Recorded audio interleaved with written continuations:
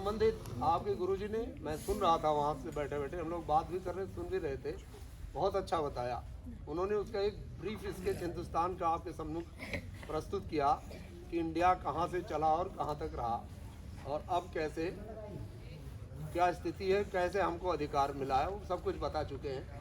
बढ़िया, उनकी एक ओजस्वी वक्ता दिखाई पड़े, बड़ी अच्छी वाणी में भी, बिना माइक के आपकी आवाज़ इतनी ऑडिबल थी कि बहुत दूर तक सुनी जा सकती थी। अगर यहाँ सारे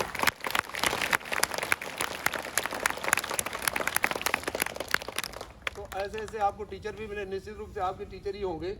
अभी तक मुलाकात और इस संदर्भ में कोई बात नहीं हुई है, होंगे। अब आप देखिए आपको इतना बढ़िया टीचर मिले। तो ये वास्तव में हमारा दुर्भाग्य ये रहा है कि हिंदुस्तान 712 के बाद अपना देश जो इंडिया है, भारत है, कुछ छोटे बच्चे हैं, कुछ मीडियम हैं, बहुत छोटे वाले तो नहीं समझ पाएंगे इन बातों को कि हम कहाँ हैं। जिस देश में रहते बच्चों क्या नाम है पता है? एक आगे वाले क्लास 1-2 का कोई बच्चा फर्स्ट सेकंड से कौन से देश में हम लोग रहते हैं? अच्छा हम बताते हैं तो हाँ नहीं बताना, खाली पाकिस्तान में रहते हैं। छोटा बच्चा बताए, नहीं तो कहो, अगर नहीं हो हाँ हो तो हाँ। चीन, हमारे देश का क्या नाम है? जापान, अमेरिका, भारत, बताओगे नहीं? इसके मतलब जानते हो, बता नहीं रहे हो। अच्छा कोई बात नहीं है, नहीं बता रहे हो तुम, ठीक है। तो हम जिस देश में रहते हैं उसे फिलहाल अभी क्या कहते हैं? भारत, और अंग्रेजी में इंडिया। तो ये भारत 712 ईस्वी तक तो बड़े ठीक ठाक से चलता आ रहा था। उसी में वैदिक युग और उसी में तमाम सारे युग, हमारा विज्ञान और हमारी संस्कृति, हमारा सब कुछ इतना शिखर पर था, उन्नति के शिखर पर, पूछे मत। लेकिन दुर्भाग्य के किसी चक्र ने, जो इतिहास के अध्ययन और शोध का विषय है, उसके चलते 712 से यहाँ कुछ डकैतों को, कुछ जो लूटर्स हैं उनको आमंत्रित कर देना शुरू कर दिया। और इसी में बिन कासिम जो पहला आदमी 712 में आ गया हमारे उत्तर पश्चिमी सीमांत पर, और तभी से एक सिलसिला शुरू हुआ। तो जा करके उसको यूँ कहें कि 1600 से भी आगे, 1600 में जब ईस्ट इंडिया कंपनी अंग्रेज़ों की आई तो 700 से 1600, 1000 वर्ष, 900 वर्ष तक हम लोग इस तरह से मुग़लों के अधीन हो गए। आपके गुरुजी ने बताया था कि जब आप किसी के अधीन रहेंगे तो आप स्वतंत्र रूप से अपने अधिकार ना तो आपको दिए जाएंगे, ना मिलेंगे, और ना ही उसका आपको लाभ मिलेगा। आगे चल के 1600 से जब ईस्ट इंडिया कंपनी आ गई सन 1600 में, तो ईस्ट इंडिया कंपनी ने फिर अपना धीरे धीरे अपने टेंटिकल्स चारों तरफ फैलाते फैलाते और ऐसा कर दिया कि पूरा देश वो निगल गए तमाम तरीक़ों के माध्यम से। वो चाहे गोद वाली नीति हो, चाहे वैसे हस्तक्षेप करना, चाहे अगर कहीं किसी की वंशज नहीं है तो उसको हेलो, और इस तरीके से 1947 तक अंग्रेज़ों के हम गुलाम रहे। तो पहले मुग़ल और फिर अंग्रेज़, और मुग़ल कोई एक देश का हो तो एक संस्कृति, एक बात आ भी जाए। कोई टर्की का है तो कोई मंगोलिया का है, तो कोई अफ़गानिस्तान का है, कोई ईरान का है, आज का ईरान जो है। अब आप समझ लीजिए कि कितना हाइब्रिड हमारा सब कुछ हो गया। तो एक जो स्ट्रीम लाइन पे चलते हुए और हम लोग उन्नति के पथ पर दूसरों को रास्ता दिखाते हुए आगे बढ़ रहे थे, वो बाधित हो गया। तब जाकर 1947 में विभिन्न परिस्थितियों के चलते, विभिन्न कारणों से आज़ादी का दिवस आया, और वो आज़ादी जो हमें मिली, उस आज़ादी के पश्चात हमने ये तय किया कि पहले एक राष्ट्र तो हम बने, क्योंकि राष्ट्र जब आप रहेंगे तब राष्ट्रवाद और राष्ट्रीयता सारी बातें आएंगी। अब ये भी एक पॉलिटिकल साइंस का शब्द है कि राष्ट्र क्या होता है। केवल एक भौगोलिक टुकड़ा आपके पास हो जाए तो राष्ट्र नहीं होता है। राष्ट्र बनने के लिए एक भौगोलिक इकाई हम हो, थोड़ा कम रखिए भाई, इससे अच्छा तो वैसे ही भौगोलिक इकाई हो, मतलब हमारे पास कोई जमीन होनी चाहिए, छोटी हो बड़ी हो। भूटान है, लंका है और नेपाल है, बहुत बड़े नहीं है ज्योग्राफिकली या भौगोलिक रूप से, छोटे छोटे। तो पहले एक भूगोल होना चाहिए, हमारे पास जमीन होना चाहिए। दूसरा कुछ लोग वहाँ के निवासी हो, अकेला एक आदमी रहता हो किसी द्वीप में या द्वीप समूह में, एक ही आदमी रहता हो, तो उससे राष्ट्र का निर्माण नहीं हो पाएगा। तो एक जनसंख्या हो, वो जनसंख्या कम भी हो सकती है, ज़्यादा भी हो सकती है, लेकिन कुछ जनसंख्या वहाँ होनी चाहिए।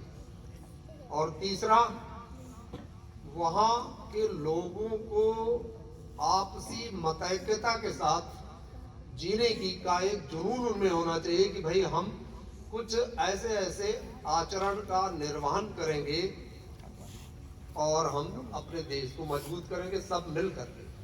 ऐसे ही आचरण को जब लिपिबद्ध किया जाता है, ऐसे ही नियमों को जब लिखा जाता है, तब उसे चार्टर या संविधान कहने लगते। तो संयुक्त राष्ट्र का है चार्टर है, हमारा है तो हम देश का है तो हम कॉन्स्टिट्यूशन या संविधान कहते हैं।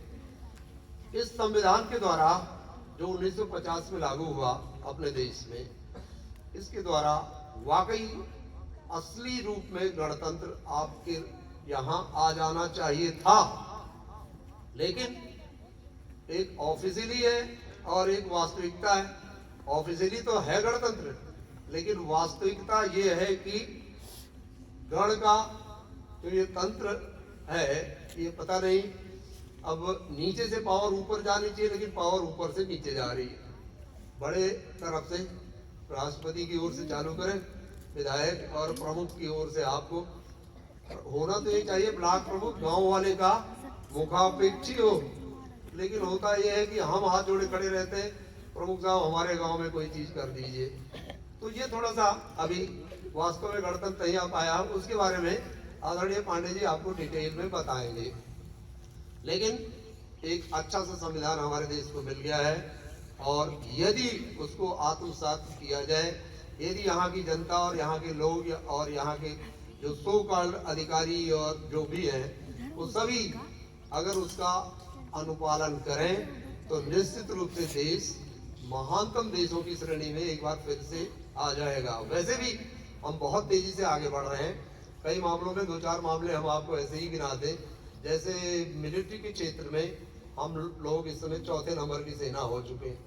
तो देश में, विश्व में 225 देश हैं, जिनमें से 195 संयुक्त राष्ट्र में रजिस्टर्ड हैं, उनके सदस्य हैं। तो उसमें से भी 4थे नंबर पे हैं, तो बड़ी बात है। 200 देशों में से मोटे तौर पर 4थे नंबर पे। वायुसेना भी हमारी 5वें नंबर पे है, और नौसेना भी विश्व में 6ठे नंबर पर है। और जो टेक्निकल सबसे जबरदस्त वैज्ञानिक और तकनीकी रूप से शिक्षित लोग हैं, उसके मामले में हम दूसरे नंबर पर। बड़ी बात, दूसरे नंबर पर आए तो निश्चित रूप से अपने देश की सेवा कर रहे होंगे और विश्व के तमाम देशों में भी सेवा कर रहे होंगे। इसीलिए जो हमारी जनसंख्या है वो बोझ ना हो करके वो मानव संपदा बन जाती है, ह्यूमन रिसोर्स, मानव संसाधन। क्योंकि हमारे बच्चे अच्छी पढ़ाई करके वही यूरोप में, अमेरिका में, चाइना में, दूसरे अफ्रीकन कंट्रीज में हर जगह हैं, और वहाँ से पैसे कमाते हैं, यश भी कमाते हैं, हिंदुस्तान में अपने घरों में लाकर देते हैं।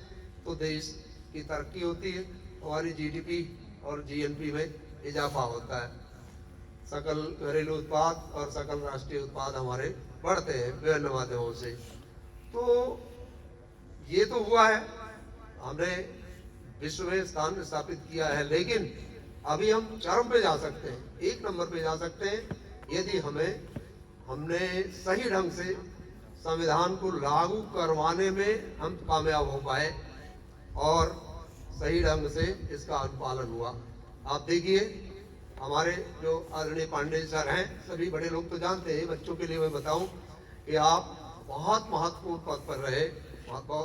यही फैजाबाद में भी आयकर आयुक्त थे, कमिश्नर इनकम टैक्स, और फिर चलते चलते पूरे उत्तर प्रदेश के चीफ ऑफ द चीफ्स भी होकर रिटायर हुए हैं। उसके बाद भी आप चाहते तो एक बहुत बड़ी फैक्ट्री खोल सकते थे।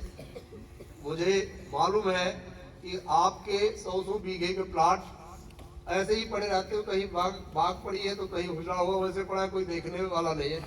यदि आप इसमें आते कि मुझे पैसा खाली कमाना है, तो उसमें आप मिनी इंडस्ट्रीज को लगा देते या कोई प्लांट लगा देते, और उसे उस बहुत आमदनी उससे होती, लेकिन आपने उस रास्ते का वर्णन नहीं किया। आप तो ऐसे ही गांव-गांव में जा करके पूरे उत्तर प्रदेश में और दूसरे राज्यों में भी संविधान के प्रति लोगों को जागरूक कर रहे हैं, और इनके जागरूक करने के सतत प्रयास का ये हसर रहा कि इस बार भारत सरकार ने भी संविधान दिवस अभी मनाया है, बहुत जल्दी ही। और तो आपको बहुत बहुत जितनी आपकी प्रशंसा की जाए उतनी कम है कि आपने यहाँ से डोर हिलाई और पार्लियामेंट तक वहाँ बैठने वाले उससे प्रभावित हुए, हिले।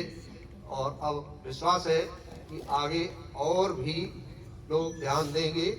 और हमारी ये जो जनता है, आपके हमारे घर के जो लोग रहने वाले, ये भी अभी ठीक से समझ नहीं पा रहे। इनको जनता का जो तथाकथित नेता है वो जनता को मूर्ख बनाने के लिए किसी से कह देता है आप ओबीसी हैं, किसी से कह देता है आप जनरल कास्ट के हैं, और किसी से कह देता है आप शेड्यूल कास्ट के हैं या शेड्यूल ट्राइब के हैं। ऐसा कह करके वो अपना उल्टू सीधा करता है और हम आपस में बटे रह जाते हैं। यदि हम कॉन्स्टिट्यूशन वाइज, संविधान वाइज सशक्त हो जाएं और एक दूसरे की मदद में और राष्ट्र की मदद में पूरी तरह से लग जाएं, तो निश्चित रूप से हम सभी संपन्न हो जाएंगे। क्योंकि जैसी वसुधा जैसी धरा भारत की है, ऐसी धरा विश्व पे और कहीं है नहीं। 6 ऋतुएं, इतनी लंबी टेरिटरी, तमाम नदियां, ऐसी जमीन उपजाऊ कि पूछिए मत। देश बहुत ही ईश्वर की तरफ से आशीर्वाद प्राप्त देश है। सिर्फ जरूरत है तो मनुष्य के प्रयास की आवश्यकता है, और उसमें ये प्रयास संविधान का जो उसका 100% अनुपालन है, ये बहुत बड़ा प्रयास है। अब छोटी सी बात आपसे और कर लेते हैं 5 मिनट तक, कि आप जब बच्चे हैं तो क्या करें, कैसे अच्छे विद्यार्थी बने। इसके लिए जो 2-4 बातें अनिवार्य हैं वो ये हैं, क्योंकि मैं भी अध्यापक ही हूँ, हमारा भी बच्चों से ही सरोकार है। बस आप ही जब बड़े होकर के साकेत पे पहुंच जाते हैं तो हम लोगों से मिलने लगते हैं। तो आप, एक तो ये है कि जब तक बहुत बीमार ना हो जाएं तब तक आपको रोज विद्यालय आना चाहिए। ऐसा ना हो कि गुरुजी को इसके लिए आपको दंडित करना पड़े, मारना पड़े या प्रलोभन देना पड़े। ये बहुत बड़ी बात है कि आप रोज आए। अगर आप रोज आते हैं तो 50% तैयारी आपकी वैसे ही होगी, क्योंकि आपको पढ़ाने के लिए, आपको आचरण सिखाने के लिए जिन वरिष्ठों को आपके बीच में रखा गया है वो सभी स्टेज से गुजर चुके हैं। वो जानते हैं आपको अभी पढ़ना है तब सीखना, वो पढ़ भी चुके हैं, सीख भी चुके हैं। इसी के लिए एक फ्रांसिस बेकन, इंग्लिश में एक राइटर हुए हैं, प्रोज राइटर जबरदस्त, फ्रांसिस बेकन नाम, वो कहते हैं कि आप पढ़िए, लिखिए और बोलिए, ये 3 गुण आपके अंदर अगर आ जाए तो समझ लीजिए आप कामयाब हो गए। पढ़ना है, फिर लिखना है और बोलना है। पढ़ा बहुत ज़्यादा जाता है, फिर लिखने में उसकी जिस्ट लिखी जाती है, सारांश, तो समझ लीजिए आप अक्लमंद हैं। और बोलने में अगर आप बिहारी जैसे गागर में सागर भर देते हैं, कम बातें बोलते हैं और ज़्यादा अर्थ ध्वनित होता है, तो आप अच्छा पढ़ा लिखा माने जाएंगे। तो आप रेगुलर रोज विद्यालय आए, नंबर 1। दूसरा, घर से शुरुआत करें, माता पिता से लेकर के बड़े भाई, बड़ी बहन, और यहाँ विद्यालय के व्यवस्थापक और जो भी आपके गुरु लोग हैं, उनका आप बिल्कुल अनुशासन में रहें, उनका सम्मान करें, और यही आचरण आप अपने घर पे भी करें। तीसरी बात है, जितना आज पढ़ाया गया है उसको आज ही जा करके, यदि आपने रफ पे लिखा तो उसको फेयर कॉपी पे लिखें। आज वायदा नहीं कि शाम को हमें किसी क्या निमंत्रण में जाना है तो कल कर लेंगे। जैसे कल हुआ तो कल वाला फिर क्या होगा, इकट्ठा हो जाएगा। 2-4 दिन का इकट्ठा हो गया तो आप पिछड़े, जो आप फर्स्ट क्लास में जा सकते थे 3rd की तरफ बढ़ गए। तो आज का आज, चाहे कितनी देर हो जाए आपके यहाँ, अब तो आप भाग्यशाली हैं कि विद्युत विभाग ने बड़ी प्रगति की है, कुछ संपन्नता आई है, बिजली हर घर में है, बल्ब जल ही रहा होगा, हम लोग तो जब पढ़ रहे थे तो लालटेन भी नहीं रखते थे, प्राइमरी क्या हाई स्कूल तक ढेबरी, ढेबरी के नाम सुने हो? मिट्टी का तेल और उसमें कपड़े की बत्ती लगाकर उससे पढ़े हुए हैं। लेकिन ऐसा करते थे, रोज का रोज निपटा लेते चाहे कितनी देर हो जाए, और पैदल बहुत दूर तक जाते थे भी पढ़ने। अभी आप समझ लीजिए कि 14 से 15 किलोमीटर पैदल 9th 10th 11th 12th तो हमने भी पढ़ाई की, 14 से 15 किलोमीटर। और बरसात का यदि बारिश का महीना होता था तो बीच में एक नाला था, जिसको वैसे आसपास के लोग नदी ही कहते, लेकिन नाला कहा जाएगा। उसमें इतना पानी हो जाता था कि पैजामा और शर्ट बुशर्ट पहना जाता था, चप्पल हाथ में। बारिश के महीने में अगर नाखून दबा दबा के ऐसे चलना होता तो नहीं फिसल जाए, गिर जाए। तो इतनी दूरी सब जगह। अब जब नदी का क्षेत्र आ जाए, यानी कि नदी से 150 मीटर पहले 150 मीटर बाद में तो पानी पानी भरा रहे बरसात में, तो हम लोग क्या करते थे, पैजामे को तो पहले से बैग में डाल लिया, शर्ट और अंडरवियर पहने रहे, अंडरवियर पहले ऐसे घुस जाए वो भीग जाए, शर्ट को ऐसे ऊपर करते चले जाए, इस तरह से ऊपर उठाते हुए चले जाए, और शर्ट यहाँ तक ले आए बच जाए, यहाँ तक पानी रहता था। अब गीले अंडरवियर में विद्यालय जा रहे हैं, जब वहां से आगे 6-7 किलोमीटर और जाएंगे तब विद्यालय पड़ेगा। 6-7 किलोमीटर में जितना हल्का फुल्का, वो बादलों का दिन भी जितना हल्का फुल्का सूख जाए, सूखता भी नहीं था, गीला उसी पैजामा पहन लिया। अब उसके बाद साइंस का अध्ययन, वो पीसीएम ग्रुप। अब वो ऐसा भी नहीं कि 2 बजे छुट्टी हो जाए, वो तो ठीक 10 बजे शुरू हो, 4:30 बजे तक साइंस वालों की क्लास के, चाहे गीला है वैसे ही बैठे हुए। लौटेंगे तो नदी का मुकाबला फिर करना पड़ेगा। अब लौटे तो फिर नदी वही पड़ी, फिर भिगाया, फिर शर्ट ऊपर किया, ऐसे करके 4 साल तक पढ़ाई की गई है। तो और आप देखिए, आप तो यहाँ तिवरा के हैं, इस पुरवा के उस पुरवा के, और ये आचार्य जी कहाँ से चल करके आकर के आपके घर में, आपके आंगन में इतना बढ़िया विद्यालय, इतने अच्छे टीचर्स के साथ उपलब्ध करा दिए हैं, जो और भी आगे बढ़ेगा। तो इतना बढ़िया आप मनोयोग से पढ़िए। आप ये देखिए कि आपसे बहुत खराब परिस्थितियों में लोग पढ़ रहे हैं और आगे बढ़ रहे हैं, आपको बेहतर परिस्थिति मिल चुकी है, इसलिए आप पूरी तरह से मनोयोग से पढ़िए। फिर रही बात, अब क्लासेस में जितना हो गया वो याद भी करना है, और मंथली आपके टेस्ट होते होंगे, हो सकता है साप्ताहिक टेस्ट होता हो, उसके अनुसार आप अपनी तैयारी भी करते रहिए और फीडबैक लेते रहिए और देते रहिए अपने टीचर से। जैसे गणित में अगर आप कमजोर हो तो गणित के टीचर से बोलने में संकोच बिल्कुल ना करें। हर अध्यापक ये चाहता है कि बच्चा हमसे पूछे, ऐसे बहुत बिरले ही होंगे, उनको तो हम अध्यापक नहीं कह पाएंगे, जो बच्चे के पूछने पे नाराज होते हो अथवा छड़ी उठाना चाहते हो। तो वो हर टीचर चाहता है कि हमसे बच्चा पूछे, हम बताएंगे। आपको नहीं आता, बिना संकोच के उनसे पूछिए, बार बार पूछिए, और आप अच्छे बने। इस तरह से अगर आप करते हैं तो निश्चित रूप से, अगर आपके पास किताबें नहीं है तो बुक्स में संस्था आपकी मदद कर सकती है, क्योंकि बुक होना भी जरूरी है। अगर नहीं है तो फोटो स्टेट रूप में ही हो, क्योंकि भाई पूरा का पूरा याद नहीं रखा जा सकता है, तो पुस्तक भी चाहिए। वो संस्थाएं और आपके गार्जियन व्यवस्था कर देते हैं। आपको जो पढ़ने का नियमितता है, रेगुलरिटी है, वो आपको करना है। तो इस तरह से आप ऐसी पढ़ाई करें कि कभी भी टुमारो नेवर कम्स मान करके चलें, कल कभी आएगा नहीं। लगातार हम लगे रहेंगे अपने उद्देश्य में। अब ये जो बिल्कुल छोटे बच्चे हैं, इनके लिए जो आगे बैठे हैं, अभी जिनको माला पहनाया गया, जो अभी अभी आए हैं, उसको LKG या क्लास 1 का है, उसमें जो आ रहे हैं, इनकी जिम्मेदारी है। 1 से 5 तक के जो टीचर्स भी है, उनसे भी मेरी विनती भी है, और शायद आप करते भी हो, क्योंकि हम लोग प्राइमरी में रहे तो हमें आज तक हमारी वर्तनी में ना तो हिंदी में ना अंग्रेजी में कोई गलती नहीं आई। तो जरूरी क्या है, जो आप पढ़ाते हो तो पढ़ाइए, लेकिन नकल और इमला छोटे बच्चों का इतना आवश्यक है कि आप समझ लीजिए उनकी पढ़ाई से ज्यादा। लिखने ही नहीं आता तो क्या करेंगे। अब जो सो कॉल्ड इंग्लिश मीडियम के बच्चे, उनमें 2-4-10% को छोड़ दिया है, तो 80% बच्चे तो ऐसे हैं, उन्हें तो अंग्रेजी के शब्द नहीं लिख पा रहे, बोलते अंग्रेजी है, अंग्रेजी के शब्द नहीं लिख पाते, और हिंदी तो एकदम लिख ही नहीं पाते। आप कुछ भी किसकिंदा बोल के देख दीजिए, नहीं लिख पाएगा, कहेगा अब एक कौन सी मात्रा लगाए, शाह कौन सा लगाए, समझ में नहीं आता उसको। इसका निराकरण आप तभी कर पाएंगे जब इनसे नकल और इमला रेगुलरली कराएं, चाहे हाफ आवर्स में कराना पड़े।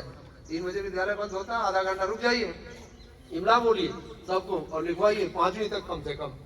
बेहतर हो जाएगी, वर्तनी सबकी ठीक हो जाएगी, तो अच्छा करने लगेंगे। राइटिंग भी इससे ठीक होती है, जो नकल लिख के लाते हैं घर से, उससे राइटिंग बहुत ठीक हो जाती है। रोज बच्चे प्रैक्टिस करते हैं, अगर प्रैक्टिस ना करो तो अच्छे लिखने वालों की भी राइटिंग फिर खराब हो जाती है। और ये जो काल है छोटे बच्चे से लेकर के 8वीं 10वीं तक, खास करके 8वीं तक, वो जो प्रैक्टिस बन गई लिखने पढ़ने की, वो आगे भी काम करती है और उससे वो जीवन सुधर जाता है, संवर जाता है। अगर यहाँ चूक गई, इसमें टीचर्स का बहुत अहम रोल है। रोज ये छोटे बच्चों का नकल इमला तो बिल्कुल छूटने ना पाए, अवश्य करवाएं। तो मेरे ख्याल से अब मेरे पास करीब 25 मिनट बाकी है, मुझे साकेत जाना, 11 बजे हमारा पीरियड भी है, इसलिए हम अपनी वाणी यहीं रोकते हैं और आदरणीय पांडे सर से निवेदन करते हैं।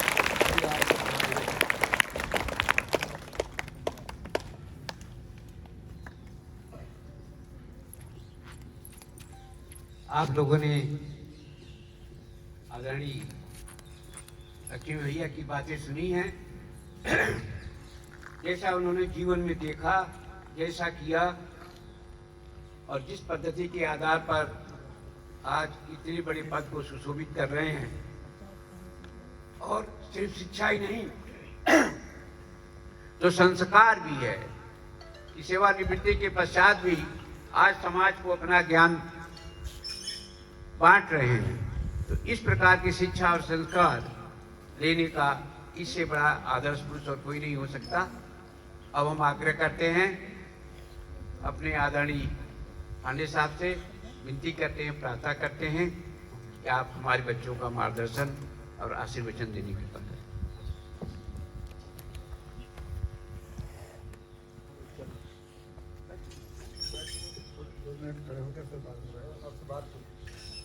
प्यारे बच्चों, ध्रुव जी, श्रीवास्तव जी, सारे टीचर्स, शिक्षिकाएं, शिक्षक और कर्मचारीगण, फोटो जो खींच रहे हैं और जो माइक के लोग हैं वो, और प्रिय भाई शुक्ला जी, इस विद्यालय में तो मैं कई बार आ चुका हूँ। बहुत सारे बच्चे तो हमारी बातें काफ़ी कुछ सुन भी चुके होंगे और कुछ को याद भी होंगी। कितने बच्चे हैं जिन्होंने मुझे पहले सुना है यहाँ पर? तो वो चींटी वाली कहानी कितने बच्चों ने सुनी है? तो कोई बच्चा जो सबसे अच्छी कहानी सुना सकता है, मैं उससे चाहता हूँ कि आके चींटी वाली कहानी सुने।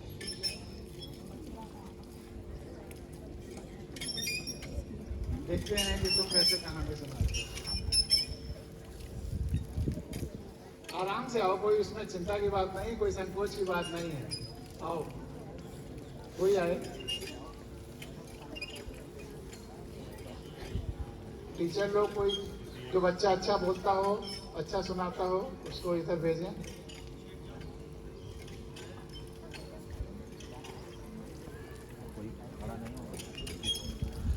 बोलना सीखना होगा। चुप रहना ही देश के लिए सबसे खतरनाक है। इस देश की सबसे बड़ी समस्या यह है कि जनता खामोश है, बोलती नहीं है। तो ऐसी जनता नहीं बनाना है हमें बच्चों को, बोलने वाली जनता बोलना है। कोई समस्या हो, कुछ हो तो तुरंत बोलना है।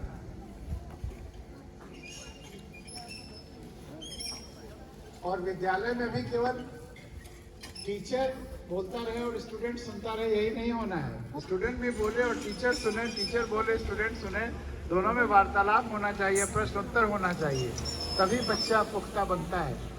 तो इसलिए कोई बच्चा आए,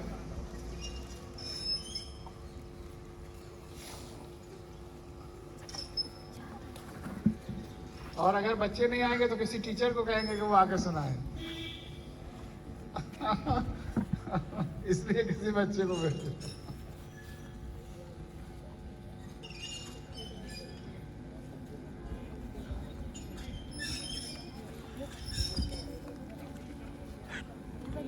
कोई जरूरी नहीं कि 100% सही सुनाओ, कुछ भी सुनाओ, कैसे भी सुनाओ। आओ,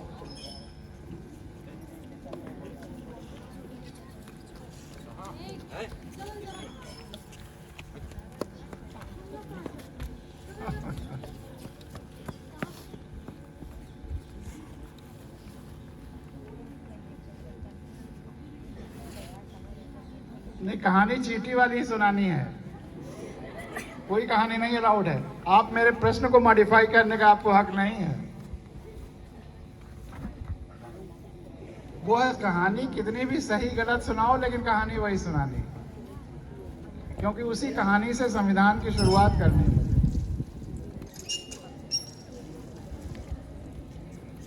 ध्रुव यादव जी आके यहीं बैठिए, किसी बच्चे को बुलाइए जिसने कहानी चींटी और व्यवस्था सुनी है और वो आके यहाँ सुनाए। नहीं, सबने हाथ उठाया था कि मैं सुने। बैठ के सुनाओ, खड़े होके सुनाओ, जैसे चाहो सुनाओ।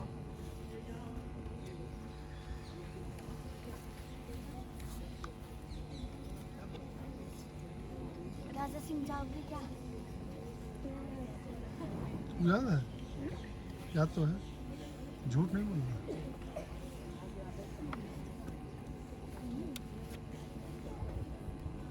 जो थोड़ा बहुत याद हो उसका कोई हिस्सा हाँ, कोई जरूरी नहीं कि पूरा ही सुनाओ, जितना सुना सको। कम से कम यहाँ माइक पे आओ तो।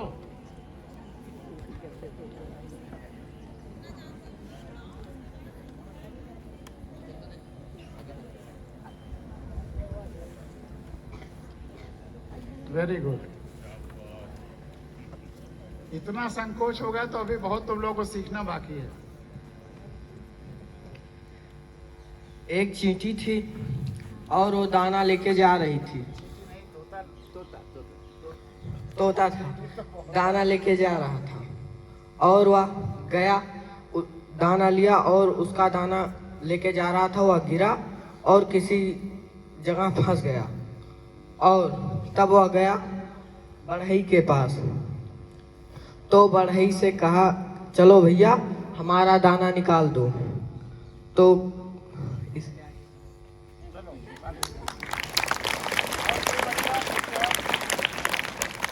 कोई और इसको और थोड़ा आगे बढ़ाएगा, कोई और आए।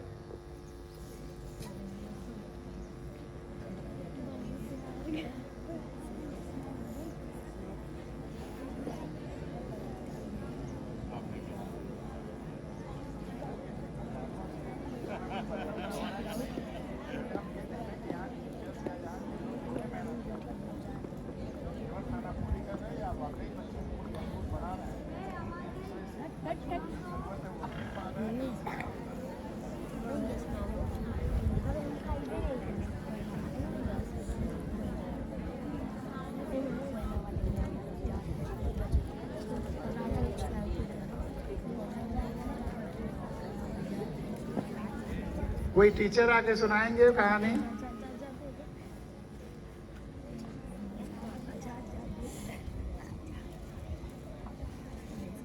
अच्छा, किताब को कोई ठीक से अच्छा पढ़ने का किसका अनुभव है कि कौन बच्चा अच्छा पढ़ सकता है?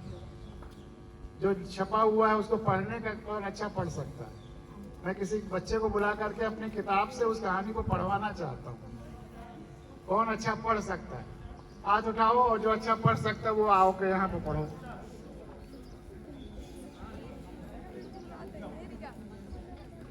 आओ बच्चों, ताली बजाओ।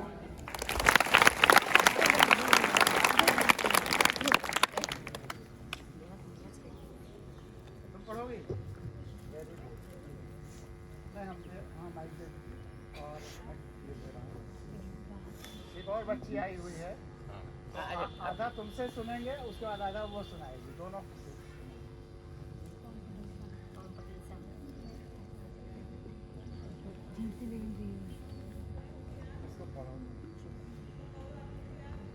चींटी और व्यवस्था। बचपन में एक कहानी सुनी थी जो आज भी बहुत प्रचलित है। एक तोता और एक मैना का जोड़ा था। एक बार भयानक सूखा पड़ा, लोग अनाज के दाने दाने को तड़पने लगे। तोता मैना उड़ते उड़ते जा पहुंचे किसी दूर देश में, जहां उन्हें एक चने का दाना मिला। उस चने के दाने को उन्होंने अपनी चोंचों से एक खूंटे से रगड़कर दो भागों में तोड़ने की कोशिश की। दाना टूट तो गया, लेकिन दो दालों में से एक दाल उसी खूंटे में फंस गई। मैना चालाक। पढ़ने में जब पूर्ण विराम लगता है तो वहाँ थोड़ा रुकना चाहिए। अर्ध विराम हो, कामा हो, थोड़ा रुकना चाहिए। और जहाँ पूर्ण विराम हो थोड़ा ज़्यादा गैप, उसका डबल देना चाहिए। केवल सरपट नहीं पढ़ना है। ये कामा और फुल स्टॉप इसीलिए लगाए, इसीलिए मैं पढ़वा रहा हूँ कि कामा और फुल स्टॉप इसीलिए लगाए जाते हैं कि वो पता चल जाए, जो और सुन रहे हैं वो नहीं देख रहे हैं कामा फुल स्टॉप, तो वो कामा फुल स्टॉप कैसे समझेंगे यहाँ लगना है। जब तुम कहीं रुकोगी उतना तो वो समझेंगे। इसलिए पहले पढ़ना सिखाना चाहिए, ये टीचर लोगों की जिम्मेदारी है। अब चलो उसी तरह से पढ़ो। मैना चालाक थी और बची हुई दाल को लेकर उड़ गई। अब तोते के हिस्से की दाल बची और वह भी खूंटे के अंदर। तोता बढ़ई के पास गया और बोला, बढ़ई बढ़ई खूंटा चीरो, खूंटे में दाल बा, का खाई का पी, का ले परदेस जाई। बढ़ई ने मना कर दिया, हट तोता, मेरे पास इतना समय नहीं है कि खूंटा चीरूं तुम्हारे छोटे से काम के लिए। तोता राजा के पास गया और बोला, राजा राजा बढ़ई मारो, बढ़ई ना खूंटा चीरे, खूंटे में। मतलब वही दाल बा पूरा दोहराता है, तुम्हें दोहराने की जरूरत नहीं, आगे बढ़ो। राजा ने भी मना कर दिया। तोता रानी के पास गया और बोला, दिखाओ, इसका मतलब वही चीज आ गई। रानी रानी राजा छोड़ो, राजा ना बढ़ई मारे, बढ़ई। रानी ने भी मना कर दिया। तोता सांप के पास गया, सांप सांप रानी डसो, रानी ना राजा छोड़े, राजा ना बढ़ई मारे। फिर उसी तरह सांप ने भी मना कर दिया। तोता लाठी के पास गया, लाठी लाठी सांप मारो, सांप ना रानी डसे। लाठी ने भी मना कर दिया। तोता आग के पास गया, आग आग लाठी जारो, आग ने भी मना कर दिया। तोता नदी के पास गया, नदी नदी आग बुझाओ, नदी ने भी मना कर दिया।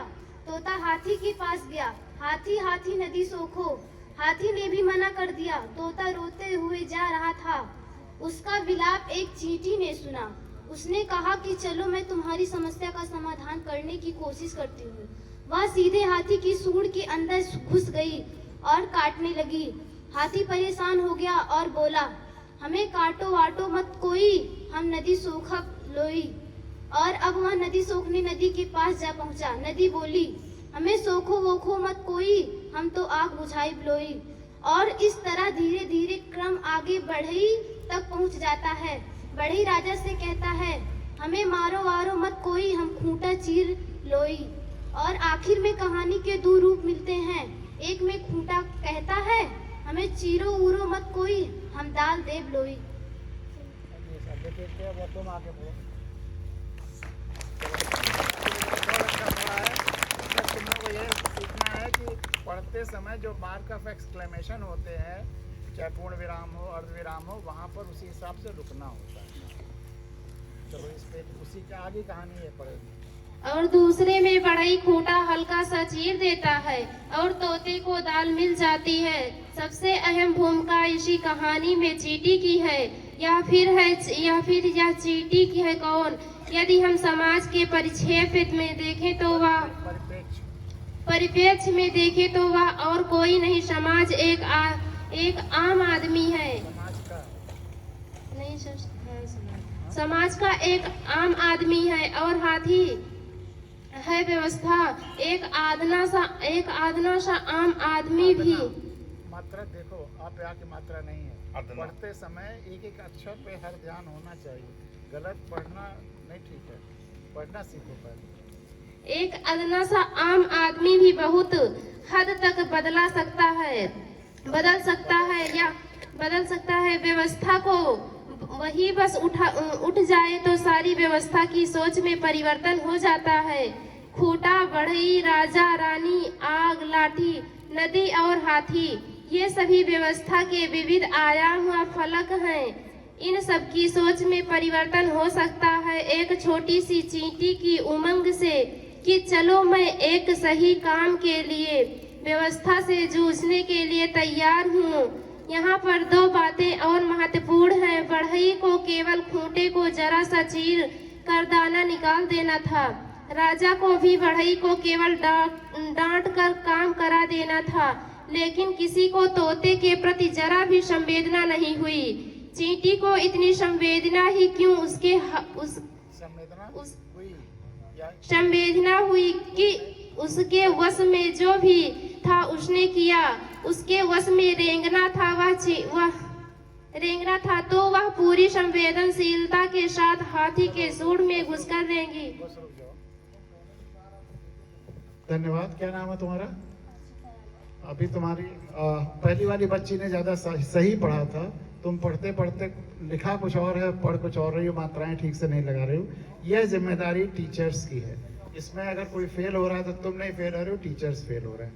मेरा उनसे आग्रह है कि पढ़ना सिखाएं, बोलना सिखाएं और बच्चों को भी एक्सप्रेस करना, अपने को व्यक्त करना सिखाएं और भाषा का ज्ञान सही दें, क्योंकि बच्चों के ये बीज हैं।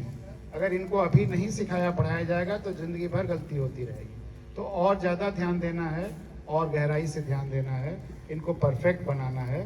देश का भविष्य इनके हाथों में है। आप केवल इनको शिक्षा नहीं दे रहे हैं, आप देश का भविष्य बना रहे हैं।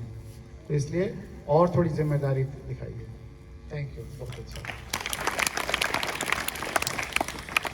अब बताओ बच्चों कि इस कहानी में सबसे ताकतवर कौन है और चींटी अपने किस गुण के कारण? ये कहानी मैं सुना चुका हूँ पहले भी तुम लोगों को। चींटी अपने किस गुण के कारण सबसे ज्यादा ताकतवर है?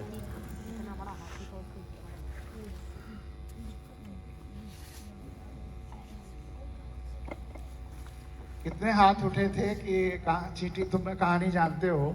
तो उसमें यह भी बताया था कि क्या ऐसा चींटी में गुण है कि जिसकी वजह से वो सबसे ताकतवर है? हाथी, राजा, रानी। हाँ बोलो। चींटी के काटने से हाथी मर जाता है। तो सांप के काटने से भी हो सकता है मर जाता हो। राजा चाहता तो हाथी को मरवा सकता था, लेकिन कोई करना नहीं चाहता। तो अब दूसरा ये ज्यादा उचित उत्तर है, कोई करना नहीं चाहता था। लेकिन क्यों करना नहीं चाहता था और चींटी क्यों करना चाहिए? लेकिन किसी को अपने काम से फुर्सत। अब और किसी को बताने दो, और बच्चे बताओ। हाँ?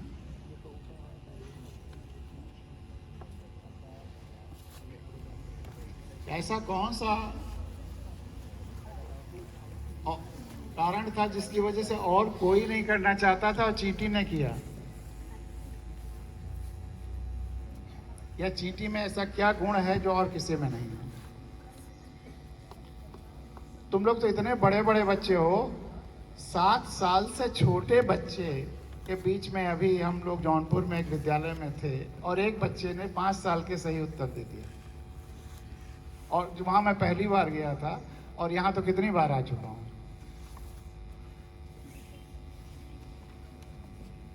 तो आने का कुछ फायदा होना चाहिए। अगर ऐसा ही है तो फिर हम क्यों आते हैं दौड़ के?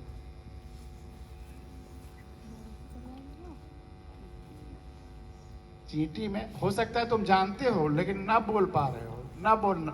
तो जानते हुए चुप रहना यह सबसे बड़ा दोष है। और इस देश का सबसे बड़ा दुर्भाग्य यही है कि जिनको बोलना चाहिए वो नहीं बोल रहे हैं, चुप है।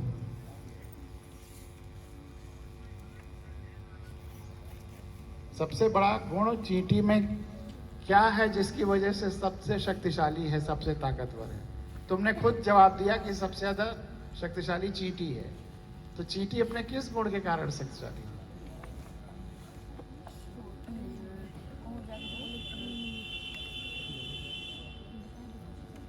कोई बच्चा नहीं बताएगा।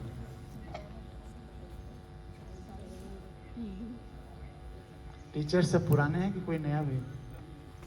तो टीचर्स में से कोई बताए।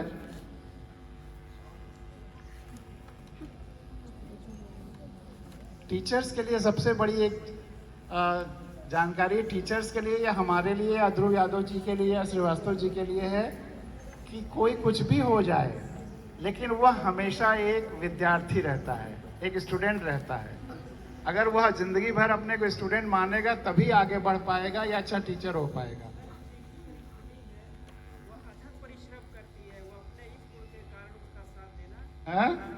परिश्रमी है, उसके बाद क्या कहा?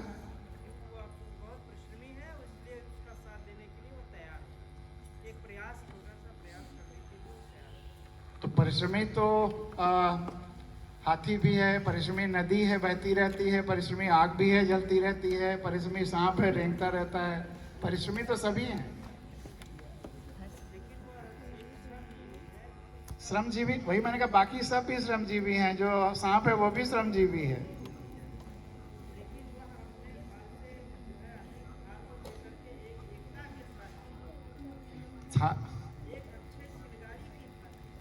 वो चिंगारी क्यों आ रही, वही तो मैं जानना चाहता हूँ। मैं आके कई बार इस कहानी को सुना चुका हूँ, यहाँ पे किताबें दे जा चुका हूँ संविधान की,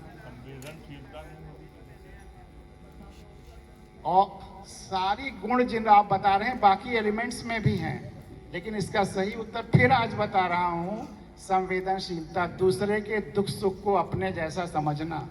अगर आप दूसरे के दुख सुख को अपना नहीं समझेंगे तो उसके लिए कुछ नहीं करेंगे। भले ही कितने श्रमजीवी हों, भले ही कितने मेहनती हों, भले ही कंटिन्यूअस कुछ भी करते रहे हों, हमेशा संवेदना मतलब दूसरे के वेदना को अपनी वेदना जैसा समझना। अगर ध्रुव यादव को संवेदना नहीं होती तो यहाँ अगर ये स्कूल नहीं चलाते, भले ही कितने श्रमजीवी जिंदगी भर रहे हैं, वो श्रम बैक सीट पे बैठता है, ड्राइविंग सीट पे संवेदना बैठती है। अगर हम में संवेदना नहीं है तो हम एक कदम आगे नहीं बढ़ेंगे, और अगर संवेदना है किसी के दुख के लिए हम कूद पड़ेंगे उसको दूर करने के लिए। चींटी में संवेदना थी और सबके पास तोता गिड़गिड़ाते हुए गया, किसी ने कुछ नहीं किया, और चींटी में इतनी संवेदना थी कि वो खुद जाकर तोते के रोने का कारण पूछ रही है। और चूंकि संवेदना है, अगर संवेदना ना होती तो कारण जान करके फिर अपने घर चली जाती। जैसे रोड पे एक्सीडेंट होता है, तमाम लोग घेरे खड़े रहते हैं, लेकिन संवेदना नहीं होती इसलिए तमाशबीन बन जाते हैं, क्यूरियोसिटी या उत्सुकता बस खड़े रहते हैं। लेकिन जिसमें संवेदना होगी फिर लेके हॉस्पिटल जाएगा या उसको बचाने की कोशिश करेगा। तो हमेशा ड्राइविंग सीट पे जो मोटिवेशन है वो उसकी सीट पे संवेदना रहती है। अगर संवेदना नहीं है तो वो व्यक्ति सारे गुण, मतलब चाहे उसको श्रम जीव हो, चाहे मेहनत करने का गुण हो, श्रम का गुण हो, संसाधन का गुण हो, धन का गुण हो, ज्ञान का गुण हो, इतने अच्छे हम विद्यालयों में ज्ञान दे रहे हैं, लेकिन अगर संवेदना नहीं दे पाए या बचा पाए, हर बच्चा अनंत संवेदना के साथ पैदा होता है, अगर उस संवेदना को हमने नहीं बचा पाए, उसको असंवेदनशील होने दिया, तो फिर वो जिंदगी भर कुछ नहीं करेगा, ना देश के लिए, ना समाज के लिए, ना नदियों के लिए, ना धरती के लिए। करेगा तभी जब संवेदना होगी। और वो चींटी वाली कहानी यही सिखाती है कि संवेदना सबसे बड़ा गुण है। राजा रानी हाथी इन सब में और जितने संसाधन के, ज्ञान के, धन के, शक्ति के, श्रम के सब गुण बहुत हैं, लेकिन संवेदना का बल नहीं है तो वो कुछ नहीं कर रहे हैं। तो संवेदना होनी चाहिए। चींटी में संवेदना थी, तो अगर उसके पास बहुत छोटी सी ताकत है रेंगने की या श्रम की, छोटे से श्रम करने की, उस छोटे से श्रम ने भी पूरा सिस्टम जो अक्रियाशील था वो क्रियाशील हो जाता है एक चींटी के पूरी संवेदना के साथ वो श्रम करने से। ये कहानी सबसे ज्यादा बच्चों के लिए महत्वपूर्ण ये है कि अगर तुम पूरी संवेदना के साथ, जो ईश्वर, तुम में से हर बच्चा विलक्षण है, अद्वितीय है, अगर पूरी संवेदना के साथ जीवन भर अपनी जो शक्ति ईश्वर ने दी है उसको करते रहोगे, तो तुम जो बनना चाहते हो बन जाओगे। जैसा देश बनाना चाहते हो बन जाएगा, जैसी प्रकृति बनाना चाहते हो बन जाएगा, जैसी धरती बनाना चाहते हो बन जाएगा, जैसा तुम अपने भविष्य के वंशजों को, बच्चों को बनाना चाहते हो बन जाएंगे, लेकिन पूरी संवेदना के साथ तुम्हें काम करना पड़ेगा। धन्यवाद। अब आप बैठ जाइए। अब आते हैं संविधान पर, जिसके लिए वो दो बच्चे कौन थे जो वहां आए थे चाय लेकर के? तुमको मैंने कहा था कि संविधान की किताब पढ़ कर रखना, किताब दिया था। यहाँ आ जाओ। इस बार मैं बोलने नहीं, मैं देखने आया हूं कि असर कुछ हो रहा है बोलने का, कि ऐसे ही हम रेत पे पानी डाल रहे हैं। अब बताओ कि संविधान की किताब में क्या क्या पढ़ा। जो जो पढ़ा है आगे माइक पे बोलो, पहले तुम बोलो फिर वो बोलो, वहां जाके बोलो। इतने दो दिनों में क्या पढ़ा आपने? जो पढ़ा वो बोलो, हम सवाल अभी नहीं पूछेंगे। तुमको दिया तो था नहीं, एक किताब तो हमने दे दी थी कि इसको जाके पढ़िए। नहीं, हमने गाड़ी में ही किताब दी थी। अच्छा, नहीं मिल पाई।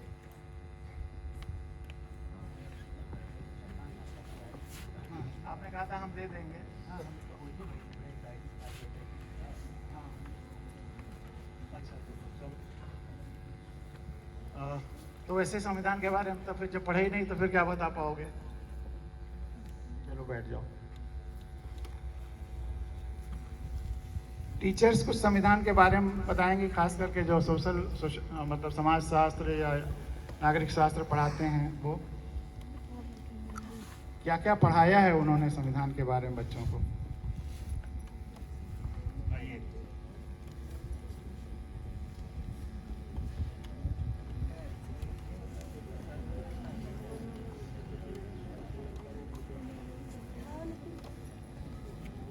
ए छिपा बैठा थोड़ी देर होगी, फिर जाएगा घरे खाएगा, उसकी हाथ हुआ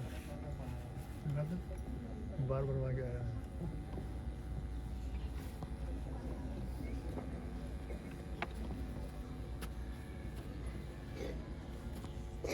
बहुत आभार आदरणीय पांडे जी। जैसा कि अभी थोड़ी देर पहले एक संक्षिप्त चर्चा भी संविधान पर हुई थी और ये बताया गया, और जैसा कि आपके सिलेबस में निहित है कि ये देश कहां से कहां तक चला।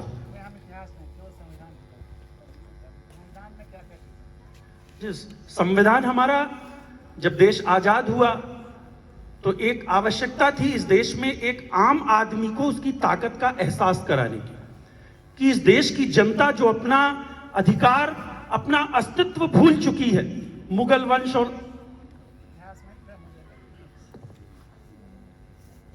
संविधान में क्या है मैं ये जानना चाहता हूँ। और आपने कहा कि संविधान जो ताकत है उसका एहसास कराने की, संविधान ये नहीं है। संविधान ही वो किताब है जो ये ताकत देता है। एहसास मतलब इसके पहले, संविधान के पहले था ताकत और ये एहसास दिला रहा है। एहसास था ही नहीं, ब्रिटिश क्वीन के हम गुलाम थे। संविधान वह ताकत देता है, संविधान से वो ताकत फ्लो करती है। बहुत फर्क हो गया, पहले था और वो दिखा रहा है, ऐसा नहीं है, वो दे रहा है। तो वो ताकत प्राप्त कहां से हो रही? संविधान से हो रही है। तो ये बताइए ना, संविधान इसलिए महत्वपूर्ण है, इस देश में हमारी जो भी ताकत है वो संविधान देता है। हमें देश का मालिक संविधान बनाता है। पहले हम पढ़ते नहीं थे, आज हमें पढ़ने का अधिकार मिला, वो संविधान नहीं, पढ़ने का अधिकार हमेशा था आपको, ये संविधान ने नहीं दिया है। आप ब्रिटिश जमाने में भी सब पढ़ते थे। गलत मत पढ़ाइए, एक एक शब्द ब्रह्म होता है। नहीं, गलत है, आप लोग बहुत इसको लाइटली ले रहे हैं। पहले संविधान पढ़िए, वो क्या देता है, उसका कंटेंट क्या है, फिर पढ़ाइए। गेस वर्क नहीं चलेगा, ये मैथमेटिक्स से भी ज्यादा प्रिसाइज है। अब आपने संविधान जो पढ़ाया है उसके कुछ प्रश्न बच्चों से पूछिए और मैं उसका उत्तर सुनना चाहूँ।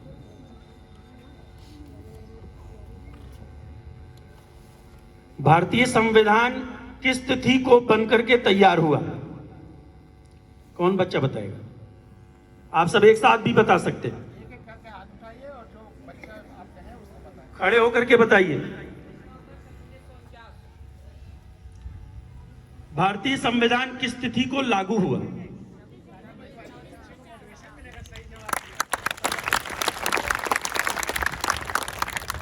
भारतीय संविधान किस तिथि को लागू हुआ? ताली बजाइए आपके। जो संविधान आपका बनाया गया उस संविधान सभा के द्वारा बनाया गया, तो उस संविधान सभा के अध्यक्ष कौन थे?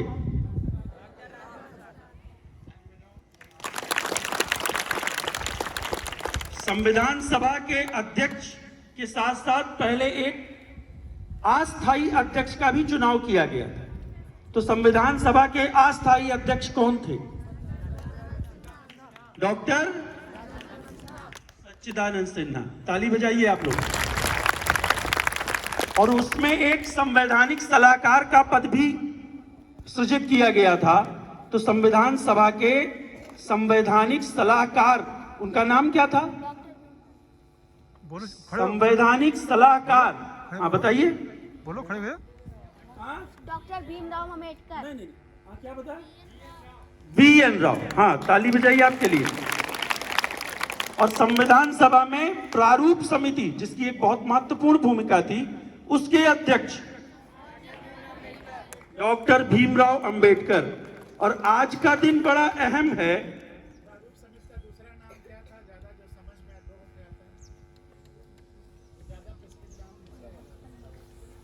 प्रारूप समिति का दूसरा नाम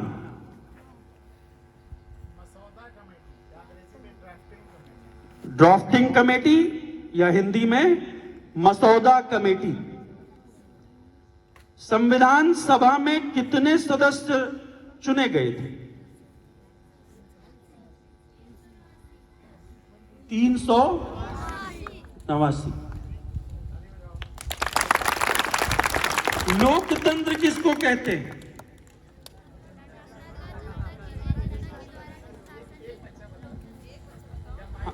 हाँ बताओ।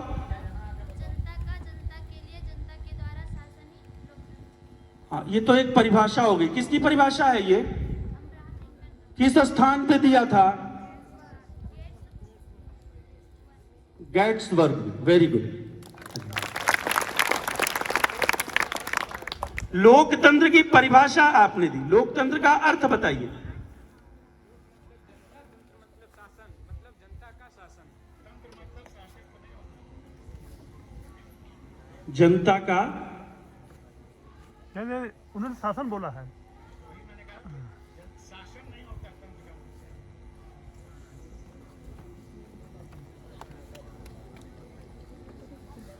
गणतंत्र का अर्थ, गणराज्य का अर्थ क्या है? अब बता रहे कि जनता का राज्य को गणराज्य का अर्थ है। और लोकतंत्र मतलब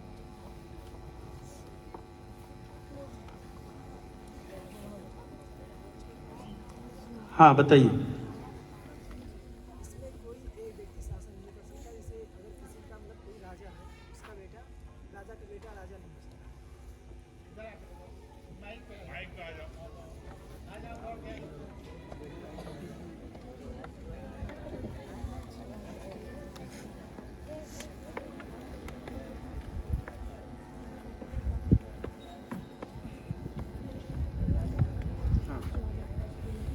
गणराज्य का अर्थ है मतलब कोई अगर राजा का बेटा है तो वो राजा नहीं हो सकता है। मतलब जनता से ही कोई निकलकर अलग अलग व्यक्ति राजा बन सकता है या शासन कर सकता है। पहली बात तो यह है कि लोकतंत्र में क्या व्यक्ति राजा होता है या राजा कोई होता है? लोकतंत्र में मालिक कौन होता है? गणराज्य का क्या मतलब है? जनता का राज्य, तो पूरी जनता मालिक है। हम भारत के लोग मालिक हैं। तो एक व्यक्ति का राज्य कहाँ से आ गया? राजा शब्द कहाँ से आ गया लोकतंत्र? वंशानुगत प्रणाली नहीं होगी। फिर जब राजा नहीं रहेगा तो वंशानुगत प्रणाली कहाँ से आएगी? ये राजा तुम्हारे दिमाग में कहाँ से घुस गया है?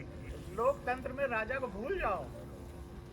जिस दिन संविधान लागू हो गया अब राजा साजा सब खत्म। जनता मालिक है, हम भारत के लोग मालिक हैं, तुम बच्चे मालिक हो। तो राजा के टर्म में सोचना बंद कर दो।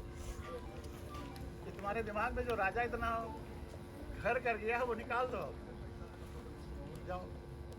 और कोई बच्चा लोकतंत्र का क्या मतलब है? लोकतंत्र का अर्थ कोई और बताए?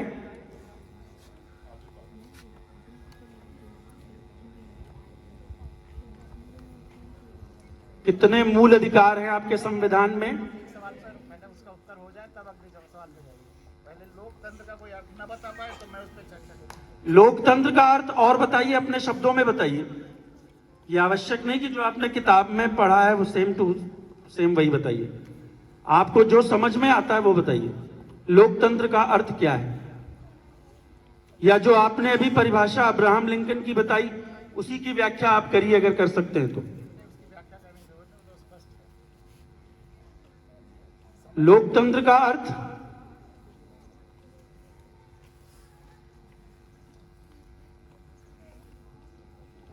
लोक का मतलब है जनता, लेकिन कैसी जनता?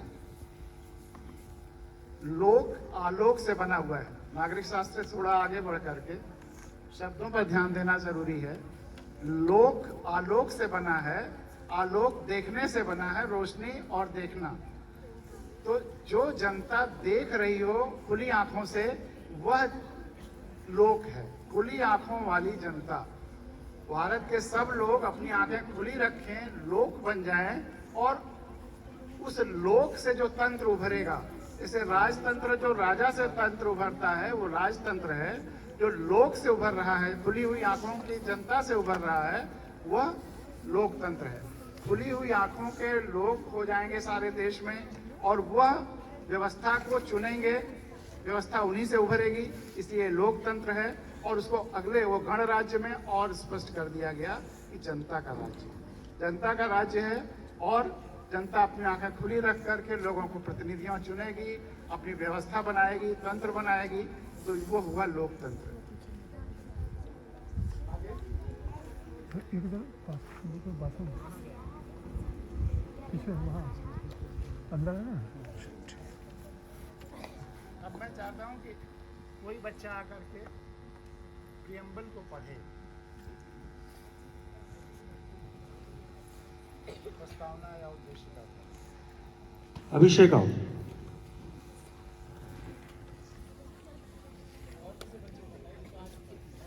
अच्छा बैठ जाइए, बैठ जाइए। गुंजन आइए।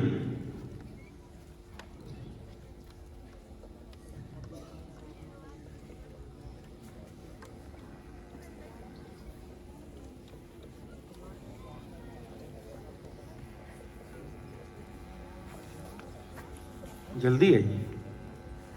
भारतीय संविधान की प्रस्तावना को पढ़िए। किताब है कि किताब में पढ़े? किताब दे देख करके पढ़ लो। देख के पढ़ना है, इनका पढ़ना है। पहला फ्रंट पे सुनो बाथरूम पीछे बाथरूम रुक के पढ़ना और सारे बच्चे दोहराएंगे। एक मिनट आप 5 मिनट अभी लौट के आइए। ऐसा छोटे छोटे रिकॉर्डिंग करिएगा ना बाथरूम अभी जाइए 5 मिनट बाद। जागो गणराज्य जागो संविधान कथा। नहीं जब प्रियम्बल पढ़ना कहा है तो केवल प्रियम्बल पढ़ना, ऊपर नीचे कुछ नहीं पढ़ना। हम लोग प्रिसाइज पढ़ना, नक्शे के अंदर उतना हम भारत के लोग भारत को एक संपूर्ण प्रभुत्व संपन्न समाजवादी पंथ निरपेक्ष लोकतंत्रात्मक गणराज्य बनाने के लिए तथा उसके समस्त नागरिकों को सामाजिक आर्थिक और राजनैतिक न्याय विचार अभिव्यक्ति विश्वास धर्म और उपासना की स्वतंत्रता प्रतिष्ठा और अवसर की समता प्राप्त कराने के लिए तथा उन सब में व्यक्ति की गरिमा और राष्ट्र की एकता और अखंडता सुनिश्चित करने वाली बंधुता बढ़ाने के लिए दृढ़ संकल्प होकर अपनी इस संविधान सभा में आज तारीख 26 नवंबर 26 नवंबर 1949 ईस्वी को एतद द्वारा इस संविधान को अंगीकृत अधिनियमित और आत्मार्पित करते हैं। बहुत अच्छा पढ़ा, ताली बजाओ। और एक प्रभुत्व संपन्न का क्या अर्थ है? प्रभुत्व संपन्न का अर्थ क्या होगा? कोई बालक बालिका? प्रभुत्व संपन्न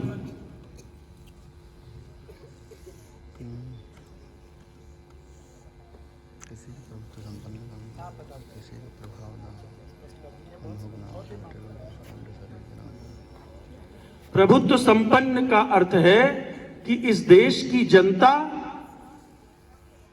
में ही पूरी संप्रभुता निहित है, पूरी शक्ति इस देश की जनता में निहित है। यही हम भारत के लोग, हम जो भारत की जनता है वो संपूर्ण प्रभुत्व संपन्न है, संपूर्ण शक्ति भारतीय जनता में निहित है और सब कुछ उसी के द्वारा इस संविधान में जो अधिकार दिए गए हैं वो जनता के सारी शक्ति जनता में आकर के निहित है। वो संपूर्ण प्रभुत्व संपन्न है। वो अपने अधिकार का पूरा प्रयोग करते हुए इस देश में सरकार बनाती है, सरकार को बाहर करती है, सब कुछ जनता के द्वारा होगा। इसलिए हम संपूर्ण प्रभुत्व संपन्न है। संपूर्ण शक्ति भारतीय जनता में निहित है। ये हम भारत के लोग संपूर्ण प्रभुत्व संपन्न।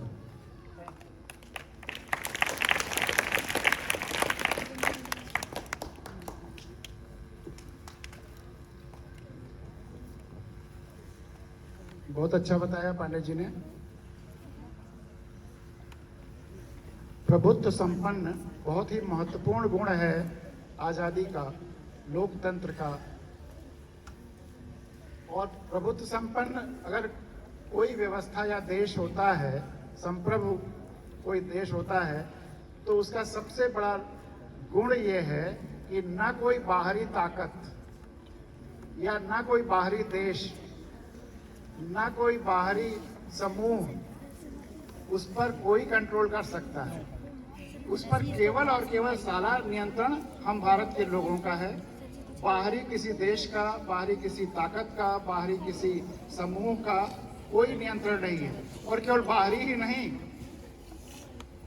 आंतरिक रूप से भी किसी प्रदेश का, किसी व्यक्ति का या किसी समूह का, किसी पार्टी का भी कोई नियंत्रण भारत की व्यवस्था पर नहीं होगा। पार्टियां भले चुनाव में भाग लेती हों, लेकिन जो प्रतिनिधि चुने जाते हैं वो जिस जनता ने उनको चुना है उनके प्रतिनिधि होते हैं। और जो भी सरकार बनती है वह केवल और केवल हम भारत के लोगों की सरकार है। ये मीडिया गलत कहती है कि एक्स पार्टी की सरकार या वाई पार्टी की सरकार या एक्स व्यक्ति की सरकार या वाई व्यक्ति की सरकार। पार्टियां और व्यक्ति की सरकारें नहीं होती, सरकार हम भारत के लोगों की होती है। अगर केंद्र की सरकार है तो हम भारत के लोग की सरकार है, उत्तर प्रदेश में सरकार है तो उत्तर प्रदेश के लोगों की सरकार है, और अगर गांव पंचायतों की सरकार है तो वह गांव के लोगों की सरकार है। और सारे फैसले हम भारत के लोगों को लेने होते हैं। अब तो यह व्यवस्था है 91 में जो 73वां भारत के संविधान का संशोधन हुआ कि सारे गांव के लोग बैठ करके फैसला करेंगे और ग्राम प्रधान को उसी को इम्प्लीमेंट करना है। फैसले सारे गांव के लोग करेंगे, लेकिन विधानसभा और लोकसभा में सारे लोग एक साथ बैठ नहीं सकते हैं, इसलिए वो प्रतिनिधि भेजते हैं और उन प्रतिनिधियों के द्वारा व्यवस्था चलाते हैं। उन प्रतिनिधियों को जिसने चुना है उनकी राय और उनके विचार ही वहाँ रखने हैं, इसीलिए वो प्रतिनिधि हैं। इस पर और आगे चर्चा बाद में होगी। आज मैं अपनी बात यहाँ पर 2-4 मिनट में ख़त्म करने जा रहा हूँ। जो चीटी और व्यवस्था की कहानी पढ़वाई, उसका मतलब ये है कि चीटी कौन है?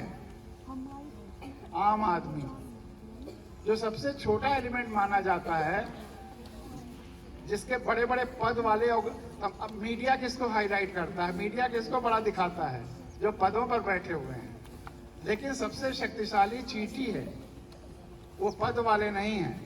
वो पद तो इसलिए है कि जनता ने उनको विश्वास दिया है, जनता ने अपने प्रतिनिधि बनाए हैं, सेवक हैं, लेकिन मीडिया उनको इतना हाईलाइट कर देती है कि वो अपने को बड़ा समझने लगते हैं।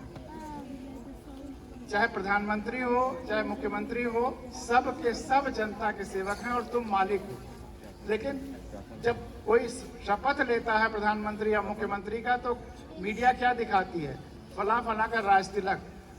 जिस बच्चे को मैं समझा रहा था कि अब राजा शब्द दिमाग से निकाल दो, लोकतंत्र है, जनता मालिक है, मीडिया के दिमाग में भी वही भरा हुआ है और वही जनता के दिमाग में भरने की कोशिश की जा रही है। ये फला फला का राज तिलक किसका होता है? राजा का। तो हैं सेवक, सेवा की शपथ ले रहे हैं। जितने लोग संविधान के पदों पर बैठे हुए हैं, संविधान में उनका शपथ भी लिखा हुआ है कि मैं अपने क्षेत्र के लोगों की सेवा और संविधान तथा विधि के संरक्षण और संवर्धन की शपथ लेता हूँ। शपथ ये है, लेकिन उसके बावजूद मीडिया दिखाती है राज तिलक। और जब पब्लिक पढ़ती है, जनता पढ़ती है, तो सोचती है अब ये राजा हो गए और हम तो प्रजा हैं। जो राजा है, जो वास्तव में शक्ति का केंद्र है, जिसके हाथ में सत्ता है, जो देश का मालिक है, वो अपने को प्रजा समझने लगता है। और ये तभी दूर होगा जब तुम आंख खोल करके संविधान पढ़ोगे, जैसा पांडे जी ने पढ़ा। यहाँ इस स्कूल में संविधान के बारे में बहुत सही जानकारियाँ तुम लोगों ने दी, ये मुझे खुशी है। बहुत सारे स्कूलों में अभी इतना अच्छा नहीं पढ़ाया जा रहा है, लेकिन मैं ये चाहता हूँ कि ये स्कूल हिंदुस्तान का सबसे अच्छा स्कूल बन जाए। बहुत अच्छे, बहुत सारे स्कूलों से अच्छे। लेकिन अगर ध्रुव यादव जी इतने तपस्वी व्यक्ति हैं, हम लोग बार बार यहाँ आते हैं, तो किस लिए? हम चाहते हैं कि दुनिया का सबसे अच्छा स्कूल ये हो जाए और तुम सब भारत के सबसे महत्वपूर्ण पदों पर पहुंचो और इस देश को वाकई दुनिया का सबसे अच्छा देश बनाओ। और ये असंभव नहीं है। तो चांद वाली किताब की कहानी मैं अक्सर कहता हूँ, जो जापान का टीचर है वो सारे जापान के रिजेक्टेड बच्चों को पढ़ाता है। कई बार तुम लोगों को बता चुका हूँ, लेकिन सच्चा किस्सा है, उस स्कूल से निकले हुए सब के सब बच्चे जापान की टॉप मोस्ट पोजीशन पर पहुँचते हैं। रिकॉर्डेड हिस्ट्री है, दुनिया के हर भाषा में वो किताब है।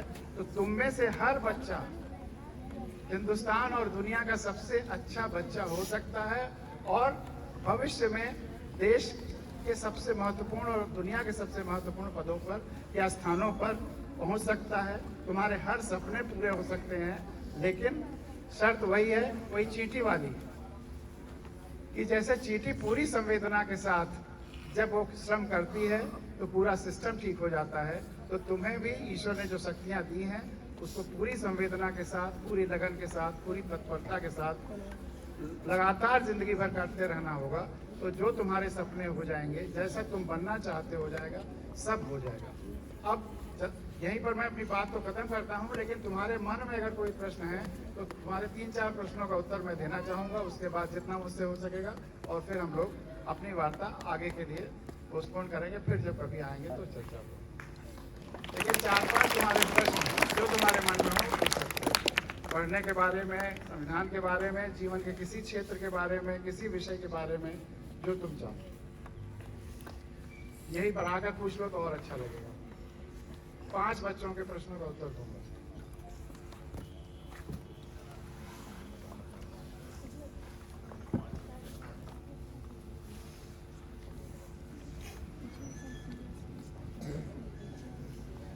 दलाल जी 5 बच्चों को दीजिए, 5 बच्चों को दे दीजिए। तुम क्या बनना चाहते हो पढ़ लिख के? पढ़ लिख के क्या बनोगे? बोलो बोलो, खड़े बोलो, खड़े हो, खड़े बोलो बोलो। ये कुछ बोल रहे हैं, बोलिए, जाओ बोलो, जाओ यार, शर्मा रहा है, जाओ। सफलता का सबसे पहला फार्मूला यह है कि शर्माना बंद कर दो। जब तक शर्माते रहोगे कभी सफल नहीं हो। प्रश्न पूछो, बोलो, जो तुम्हारे मन में है उसको कहो, आंखें खुली रखो, कभी चुप मत रहो। जहाँ बोलना है वहाँ जरूर बोलो। ये भी मत सोचो कि मैं सही पूछ रहा हूँ, गलत पूछ रहा हूँ। संविधान के बारे में ये किताब पढ़ो। तुम्हारे प्रश्न का फिलहाल उत्तर ये है, क्योंकि बाकी जो पांडे जी ने बताया ठीक है, बाकी पूरी किताब पढ़ो। अब अगला बच्चा है तो अब अपने पास ले जाओ, अब यहाँ नहीं पढ़ो, अपने घर में ले जाओ, तुम्हारी किताब है, जाके पढ़ो। सर, मैं आपसे पूछना चाहता हूँ कि संविधान क्यों बनाया और किस लिए बनाया? तुमने काम इसका उत्तर तो पांडे जी आप दीजिए, और फिर अगर कुछ मुझे सप्लीमेंट करना होगा तो कर दूंगा। आइए आइए आइए, नहीं आइए आइए आइए, बोलेंगे, पुलिस बोलेंगे। और बच्चे तुम लोग भी ऐसे जैसे सवाल पूछ रहे हो यहाँ पे, वैसे ही मास्टर साहब लोगों की क्लासेस में भी सवाल खूब पूछो।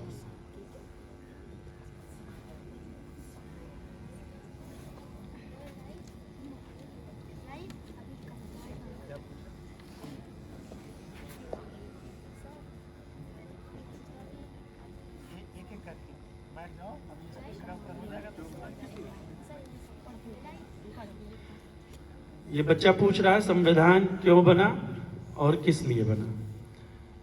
जैसा पहले बताया गया कि संविधान के द्वारा ही इस देश के जो हमारे कर्तव्य हैं, अधिकार हैं, और ये देश किस तरह से चलाया जाएगा और उसका जो मूल स्रोत है वो जनता है, उसके क्या अधिकार और कर्तव्य होंगे, ये इसलिए बनाया गया कि इस देश की जो व्यवस्था है वो सुचारू रूप से चले, हम अपने अधिकारों के प्रति सजग रहें, हम अपने कर्तव्यों के प्रति सजग रहें, हमें पता रहे हमारे अधिकार और कर्तव्य क्या हैं हम जिसको चुनेंगे उनके अधिकार और शक्तियां कितने हैं, वो उसका प्रयोग किस तरीके से करेंगे और कितने समय के लिए करेंगे।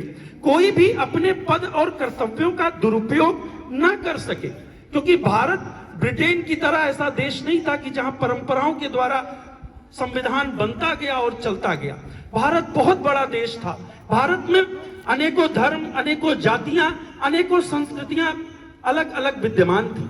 तो सबको एक सूत्र में हमें पिरो करके रखना था इस देश को, कि जो पिछले समय में हमने अतीत की कड़वी यादें थी वो दोबारा हमारे सामने ना आए। इस देश की जनता और इस देश की सरकार दोनों मिल करके इस देश को आगे बढ़ाएं, इसलिए वो संविधान बनाया गया।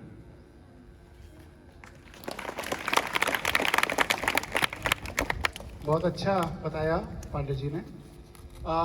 लेकिन जब आज़ाद हुए तो उसके पहले किसका शासन था? ब्रिटेन की महारानी का।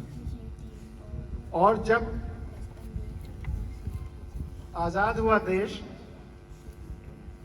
तो सत्ता किसके हाथ में आई? 1947 में जब 15 अगस्त को देश आज़ाद हुआ तो सत्ता किसके हाथ में आई? ट्रांसफर ऑफ पावर एक्ट के तहत सत्ता एक इंटरिम गवर्नमेंट को सौंप दी गई, जिसके प्रधानमंत्री नेहरू जी थे। इंटरिम गवर्नमेंट को सौंप दी गई। लेकिन हम जो 7 लाख लोगों ने अपने जान की कुर्बानी दी 1857 से 1947 तक, यूं ही आज़ादी नहीं मिली। लोग 7 लाख से अधिक लोग फांसी के फंदे पे या झूले या गोलियां खाई, और कितने लोग पूरे देश के आज़ादी के लड़ाई में भाग ले रहे थे। सबका एकमात्र उद्देश्य था कि लोकतंत्र आएगा आज़ादी के साथ साथ और जनता मालिक बनेगी। तो उस भावना को नियम बनाने के लिए सीधे सीधे संविधान इस मकसद के लिए बनाया गया कि अब सत्ता जो ब्रिटिश क्वीन से हम लोगों को मिल जा रही है, जो इंटरिम गवर्नमेंट के हाथ में थोड़े समय के लिए दी गई 47 से 49 ये पास होने तक, वह सीधे सीधे जनता को दे दिया जाए। और प्रियम्बल जो कि संविधान की आत्मा है, इसीलिए इसको पढ़वाया और इसमें कहा हुआ कि गणराज्य बन रहा है, संप्रभुता संपन्न राज्य बन रहा है और लोकतंत्र बन रहा है। मतलब सीधे सीधे जनता को सत्ता सौंपी जा रही है। और संविधान और कुछ नहीं है, केवल और केवल जनता की आवाज है। जब जिस दिन चाहेगी कि संविधान में कुछ परिवर्तन कर लिया जाए, परिस्थितियां बदल जाएंगी, तो संविधान में परिवर्तन भी हो जाता है। इसीलिए संविधान में परिवर्तन की भी गुंजाइश रखी गई कि एकदम जड़ न हो जाए। इसको जीवन सिस्टम रखा गया है कि इसमें परिवर्तन भी किया जा सकता है। बहुत सारे परिवर्तन किए भी जा रहे हैं, जो कि आप लोगों ये जो तीसरे स्तर की सरकारें हैं, जिसके लिए गांधी जी सपना देखा करते थे गांव स्वराज्य का, वह संविधान में बाद में आया। लेकिन संविधान हमारा जीवन सिस्टम है, वह देश को हमेशा जो उसकी जरूरत है उसको पूरा करने के लिए बना है। तो ये तो मुख्य बात है। लेकिन एक चीज और आपने उसका उल्लेख भी किया है, लेकिन मैं आपसे जानना चाहता हूँ, इसमें मूल अधिकार दिए गए हैं कि हर जनता को कैसे काम करना है, और कैसे काम करना, मूल कर्तव्य बताए गए, फंडामेंटल ड्यूटीज। तो क्या सरकारों के लिए भी कोई फंडामेंटल ड्यूटीज हैं कि नहीं संविधान में? मतलब सरकारें कैसे काम करेंगी और जनता कैसे काम करेगी, दोनों है या केवल जनता को ही अधिकार दिए गए? ये सवाल आपसे भी।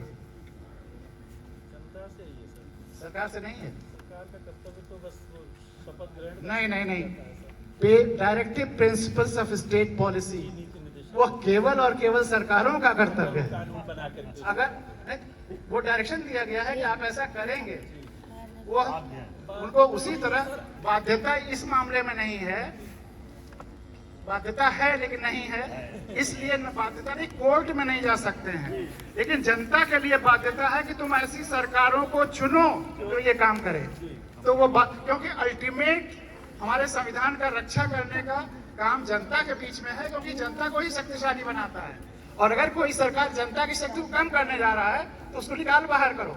यही वह जनता के लिए भी कर्तव्य है कि ऐसी सरकारों को चुनो जो नीति निर्देशक तत्व के हिसाब से चले, और सरकारों के लिए उसी हिसाब से चले, नहीं जनता निकाल देगी।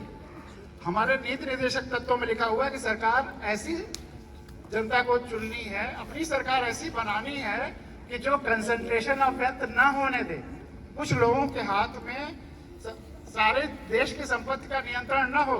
लेकिन चूंकि जनता नहीं जानती संविधान, जो कि हम लोगों का पिछले 7 साल का अनुभव है, तो उसका कारण, उसका नतीजा ये है कि पहले जब आजाद हुए थे तो करीब देश के 60% जो संपत्ति थी वो 40% के हाथ में थी।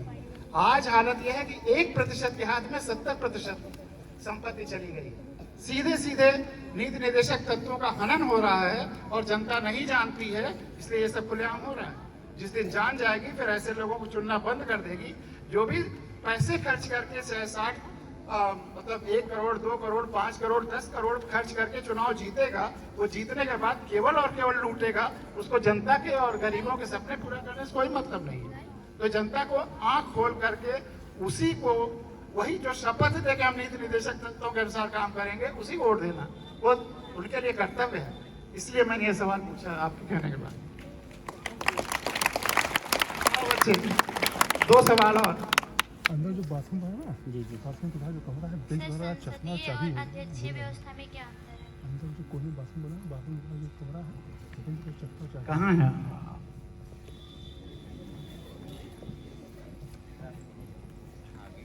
संसदीय व्यवस्था और अध्यक्षीय व्यवस्था।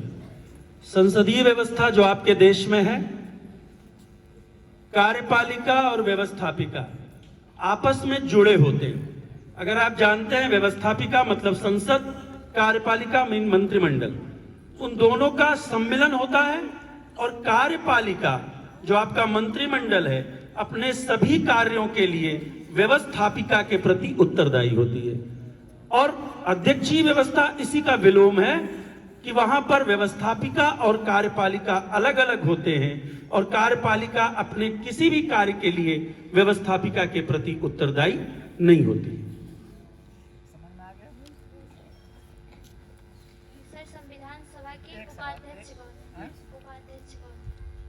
एक सवाल बस, उपाध्यक्ष का पद तो खड़ा नहीं। एक ही सवाल पूछना था वैसे।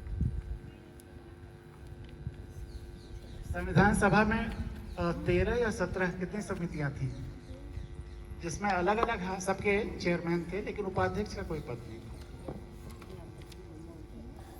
एक सवाल हुआ।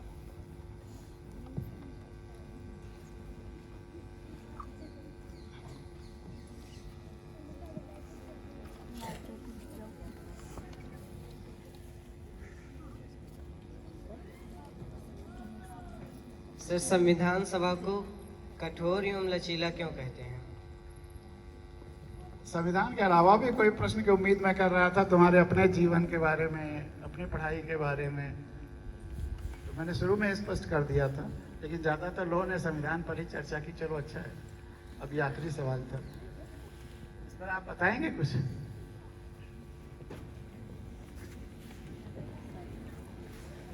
संविधान पर सेमिनार हो गया। संविधान कठोर और लचीलेपन का सम्मिश्रण है। भारत का संविधान कठोर और लचीलेपन का सम्मिश्रण है कि कुछ प्रावधान संविधान के ऐसे हैं जिनका बहुत आसानी से संविधान संशोधन नहीं हो सकता। उस मामले में संविधान कठोर है, और जो प्रावधानों का, जिन प्रावधानों का बहुत सुगमता के साथ संशोधन हो सकता है, वहां पर संविधान लचीला हो गया। आज अगर कहा जाए कि भारत में राष्ट्रपति का पद समाप्त कर देना है, भारत में संसदीय व्यवस्था को समाप्त कर देना है, कुछ ऐसे जो भारत में मूल अधिकार को ही समाप्त कर देना है, अगर इनके लिए हमें कुछ प्रावधान करने पड़ेंगे तो निश्चित रूप से संविधान आपका बहुत कठोर हो जाएगा। कोई भी सरकार इसे आसानी से संशोधन नहीं कर सकती, क्योंकि कहीं ना कहीं भारत की जो मूल प्रकृति है, जो संविधान के द्वारा चल रहा है ये देश, वो ही नष्ट हो जाएगा। और एक साधारण रूप में आज हमें किसी चीज की जरूरत है कि 21 वर्ष संविधान में वोट देने की आयु थी और उसे 18 वर्ष करना था। ये संविधान संशोधन एक आसानी से हो गया। यहाँ पर संविधान लचीला है। तो जहां पर संशोधन आसानी से नहीं हो सके, जहां 3/4 बहुमत, इतने सारे राज्यों की विधानसभाओं का समर्थन मिले, तब कोई संशोधन हो, वहां कठोर हो जाएगा।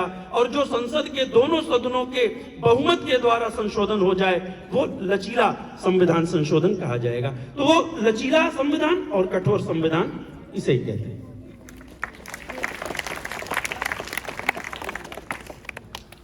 एक चीज बहुत स्पष्ट है कि कोई भी नियम कानून और संविधान सबसे महत्वपूर्ण नियम कानून है, उसकी पुस्तक है, देश की आत्मा है, कानून की आत्मा है। लेकिन कोई भी कानून बनाए व्यक्ति, हम लोग बनाए, जो प्राकृतिक कानून है, जो उसके सामंजस्य में या तादाद में होते हैं, वो हमेशा जिंदा रहते हैं। हाँ पांडे जी, कोई भी नियम कानून जो प्राकृतिक नियम कानून है उसके साथ उसके तादाद में होते हैं वो तो जिंदा रहते हैं, लेकिन जो उसके विरोध में होते हैं वो खत्म हो जाते हैं। अब प्राकृतिक कानून अगर आप बनाने लगिए तो वो समाप्त होने लगेंगे। तो कठोरता और लचीलापन यह प्राकृतिक कानून है। जितने पेड़ देख रहे हैं सब कठोर है या लचीले हैं या दोनों हैं? दोनों। क्या कठोर है इसमें, क्या लचीला है? बोलो बोलो। इसमें कौन सा अंश कठोर है और कौन सा लचीला है? जितने पेड़ देख रहे हो, नीचे का तना कठोर है, ऊपर की पत्तियां, फूल लचीले। तो ऐसे ही अपना संविधान है। जो बेसिक स्ट्रक्चर है, तना है, अगर उसको तुम छेड़छाड़ करो, काटोगे तो पेड़ सूख जाएगा। लेकिन फूल तोड़ लोगे, एक आध पत्ती तोड़ लोगे तो पेड़ नहीं खत्म होगा।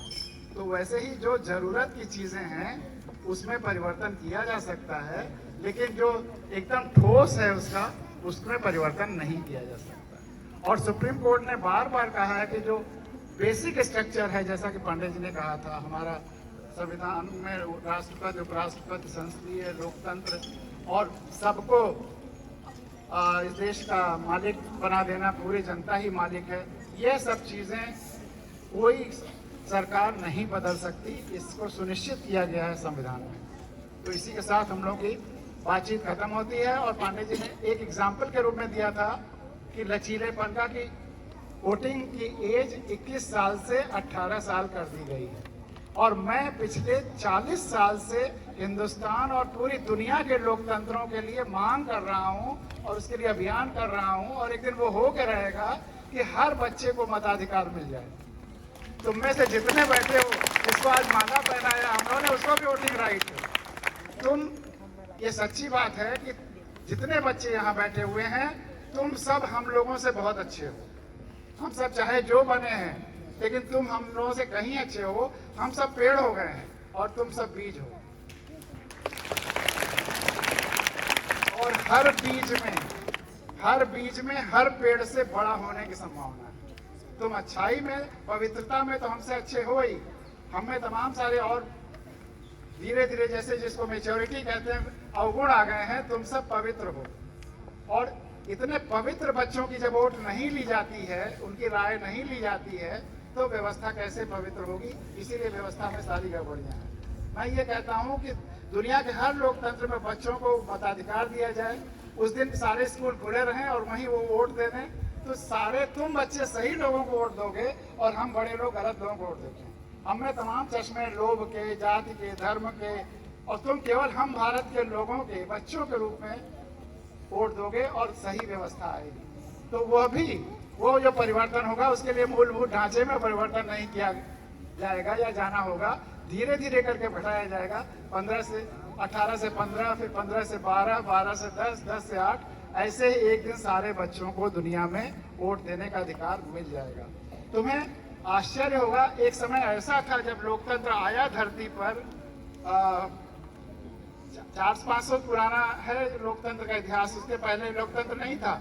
तो सबसे पहले जो निरक्षर थे उनको वोट देने का अधिकार नहीं था। जो लोग लिखना पढ़ना नहीं जानते थे उनको वोट देने का अधिकार नहीं था। महिलाओं को वोट देने का अधिकार नहीं था। आज ये विश्वास ही नहीं होता, महिलाओं को जो यहाँ बैठी हुई हैं टीचर, उनको भी शायद ये विश्वास नहीं होगा कभी इस धरती पर महिलाओं को डेमोक्रेसी में, लोकतंत्र में वोट देने का अधिकार नहीं था। आज है, और तब लगता है कि ये कैसे रहा होगा, कैसे महिलाओं को वोट देने का राइट नहीं रहा होगा। आज लगता है कि कैसे जो लोग निरक्षर हैं उनको वोट देने का अधिकार नहीं रहा होगा। लेकिन पहले जो निरक्षर थे उनको वोट देने का अधिकार नहीं था। अमेरिका में तमाम सारे संस्थाएं बनी जो लोगों को साक्षर करने लगी, ताकि लोगों को वोट बैंक बढ़ जाए और लोगों को वोट देने का अधिकार का उपयोग करने लगे। वैसे ही आज से 40-50 साल बाद जब सारे बच्चों को मताधिकार मिल जाएगा, तब ये कल्पना करना भी मुश्किल रहेगा कि 2021 में हम लोग इस बात पर चर्चा कर रहे थे कि बच्चों को मताधिकार होना है। तो यह होकर के रहेगा। इसी सब के साथ आज की ये चर्चा खत्म होती है। तुम बच्चों को बहुत बहुत धन्यवाद, सफलता की शुभकामनाएं, और तुम्हें वोटिंग राइट मिले इसकी शुभकामनाएं। तुम्हारी आवाज संसद में पहुंचे।